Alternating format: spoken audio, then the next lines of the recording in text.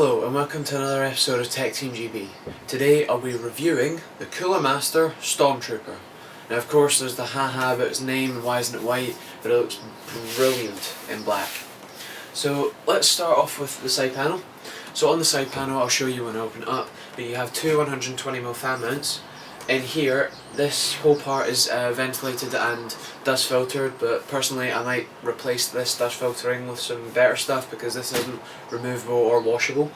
This part here isn't dust filtered, but it is still ventilation. In here you might not be able to see it, but there is two 120mm fan mounts.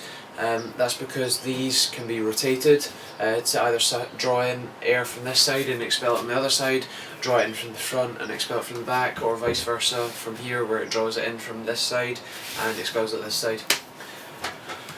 So let's look at the top. So there's the Trooper logo, there's your awesome amount of ventilation, there's this really nice rubber handle that's been cut at the bottom, so it's really nice to hold. This part here is cut out, so this is extra ventilation as well. The whole of this part of the case here is coated in this nice rubbery, quite grippy substance, and it's really nice to feel, and I'm guessing it's fairly easily clean if you drop anything on it. Let's look at the front I/O.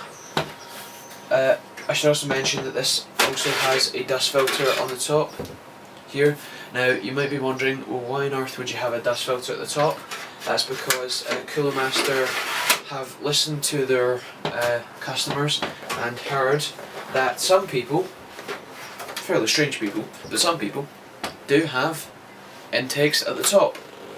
So having a look at the front, you're going to see your awesome power button that really, you need a real urge to have your PC on to turn it on. It's really nice. This is a fan controller. So this one here turns off the LEDs of these fans. These are red LED fans, by the way. This is a fan speed controller, so this one increases it, this one decreases it. This bit here is a fan controller indicator, so these are like bright or dim depending on what it is.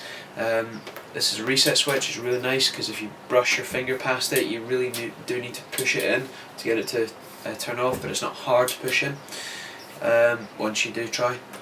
eSATA with a normal internal SATA connector, two USB 3s with an internal connector, which is a really big tick.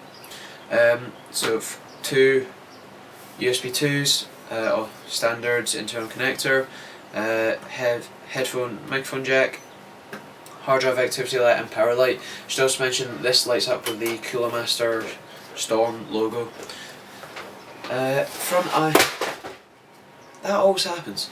I should mention that that big bang was a box that was inside here that was connected, but it doesn't need to be. It's the drive bays. So this has 9 5¼ drive bays. So these are stupidly easy to take apart. You just pull this off. These double as dust filters. You can take the mesh out, but you might find it quite hard to get it back in. I know these aren't toolless, but these are so easy that it's just pointless in being toolless. This is what they call an X-dock. So this is a 2.5-inch drive. The idea of this is this case is meant to be LAN deployable. That's why it has its really nice finish. The X-dock and the two carrying handles. There's one here and one here. So this, you can fit 2.5-inch drives or SSDs in here. I guess the idea of that is if you want to sort of hot swap,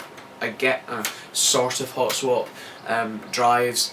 For example, if you're at a LAN and you get files from your server admin for like server configuration settings, then you might need to get those to be able to play at your LAN.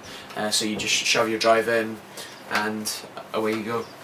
Now this really nice Cooler Master Storm logo is a hoax, because you push these buttons in, spring loaded of course, and normally this bay here has 2 screws, and there's also 2 holes here to be able to put padlocks or anything on.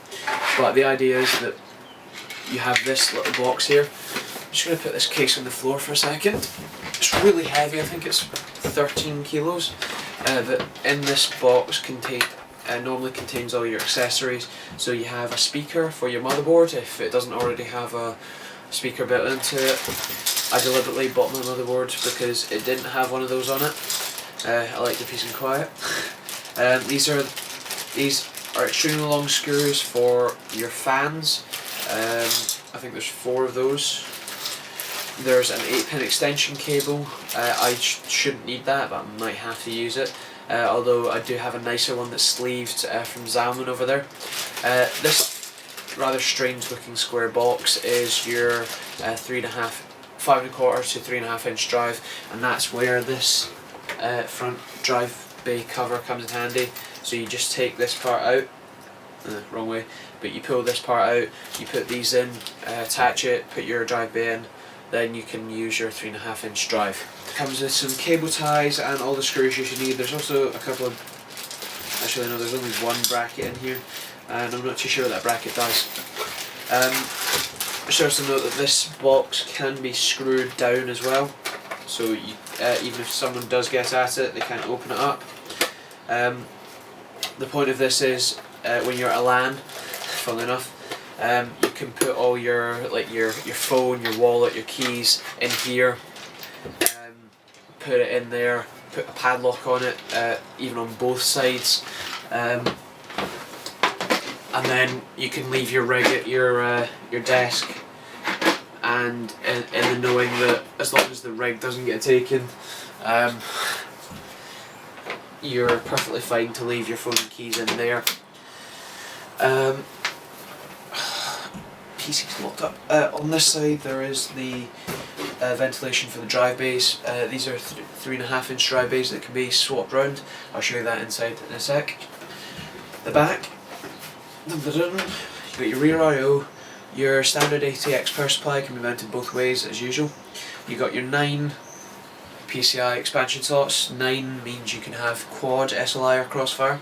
This extra one here is for things like internal USB 3 or internally SATA, where you have that bracket and then the wires that go to somewhere else on the board and it isn't a PCI slot. So you put that on there, have your wires come away, and that's a bit easier than having it on here. This is a standard 140mm fan, comes standard with it, but you can mount 120mm. These water cooling holes, I think everyone seems to get it wrong, I don't know if it's just me, but these 2 are for your tubing. So you put your radiator on here or somewhere else in your garage or whatever if you want to keep it really cool.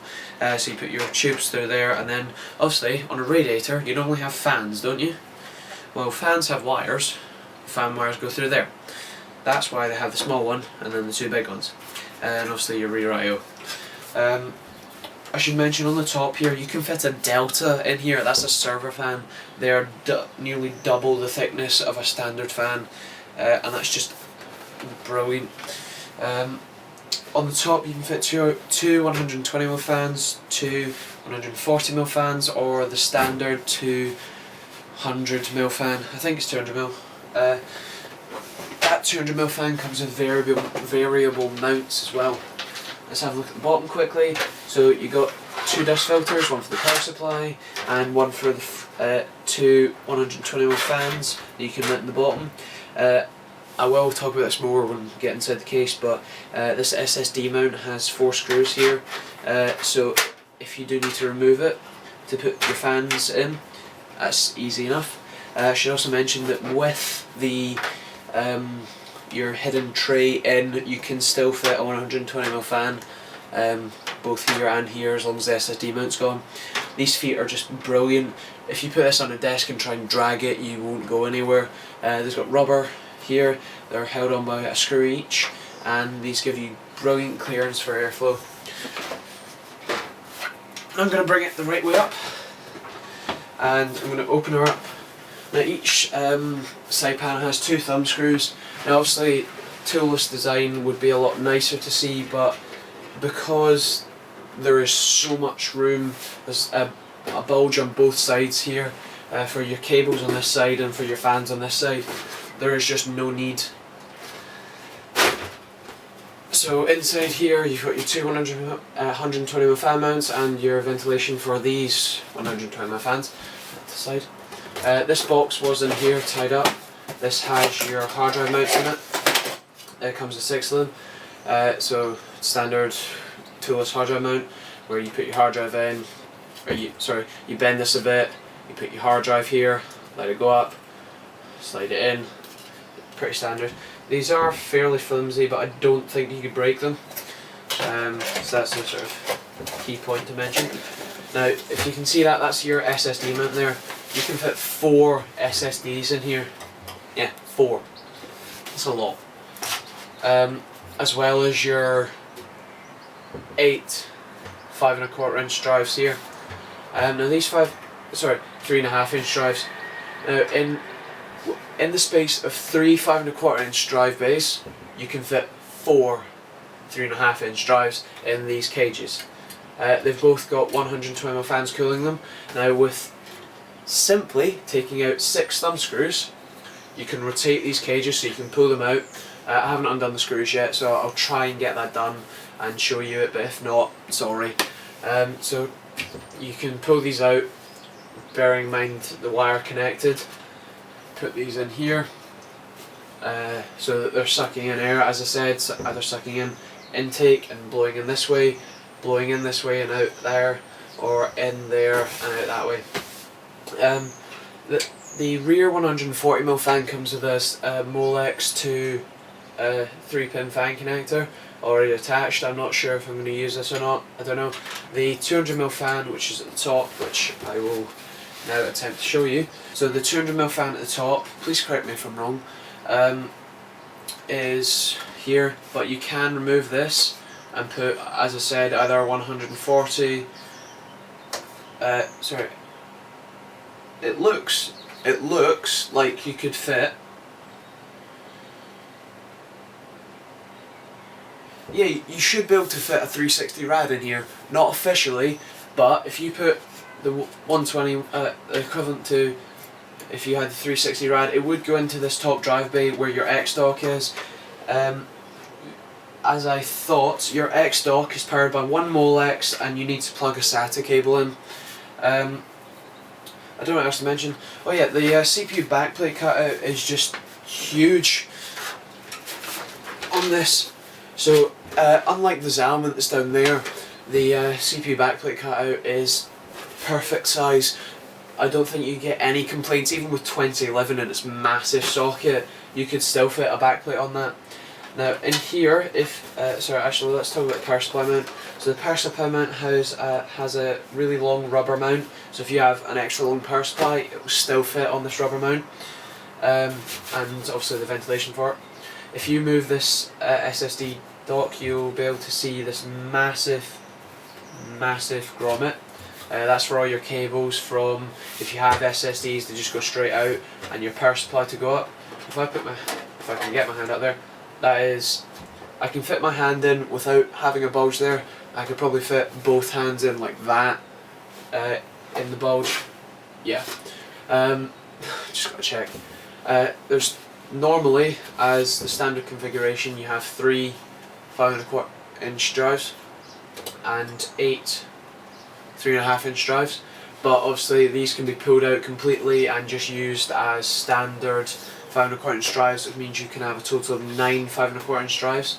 So yes, you probably could have a 360 rad in the front, a 360 rad in the top. There is actually airflow here as well, and there's enough space there as well to get enough airflow out, and a 240mm rad in the bottom, and that's a thick rad with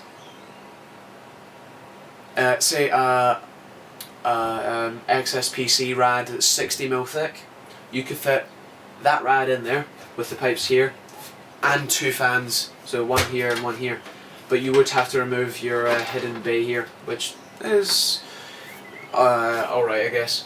I should also mention that with the SSD cage in. You can't put a fan here, but if you take this out, you don't need to take out your hidden box to put a fan under there, which is really cool. You've got your internal USB 3 header, something that probably should be plugged in. I think that's the LEDs actually. SATA for the eSATA. There's a spare fan controller, but I'm guessing that you'll probably want to use this one. It comes with 2 standoffs already installed. There's grommets here and here for all your cables. There's a massive hole here and a massive hole here. Unlike Xamen, where the case isn't quite big enough and where a standard ATX motherboard sits, if you try and put your 8-pin connector through it, it won't fit. It's really annoying because I have my 8-pin connector ran like that around the system, which is just looks terrible. This should be great for cable management, and if you want to watch my how to build a PC video, which should be out by the time you watch this anyway, you'll be able to see a full rig, my full rig built in here.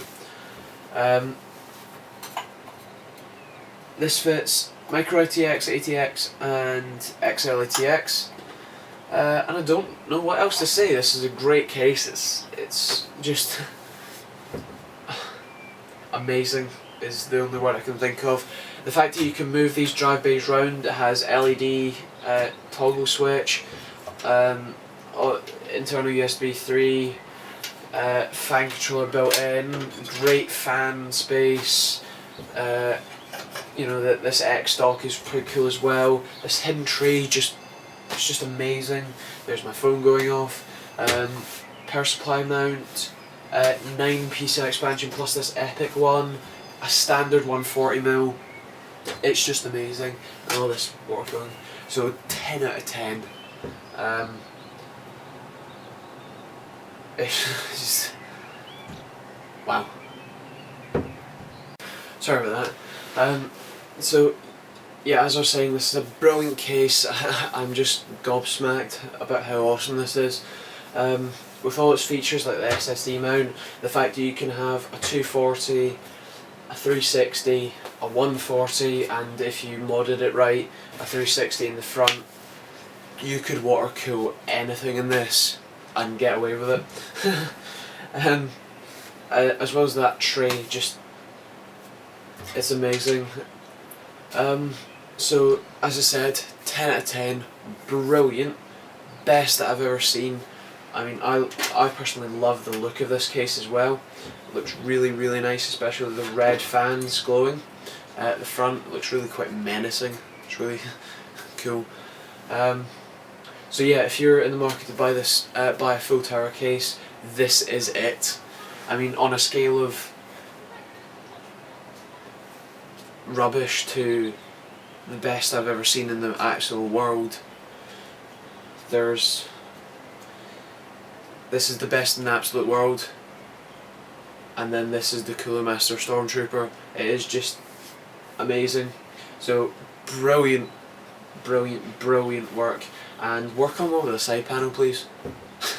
Other than that, that's the only critique I have of this case. So thanks for watching. If you want to see a build in this, then have a look at the how to build a PC and just sort of jump to the end, and you'll see a fully built PC in this. Subscribe to our channel to see any more updates, and comment on any of our videos. Just please don't post negative or rude comments, because it's just not polite. But we always appreciate feedback, so if you want to give us any tips on what we want to do, what you want us to do, or what you want us to feature, we can see if we can squeeze that in in our totally busy schedule. So yeah, thanks for watching. Don't forget to comment, rate and subscribe, and we'll see you all next time.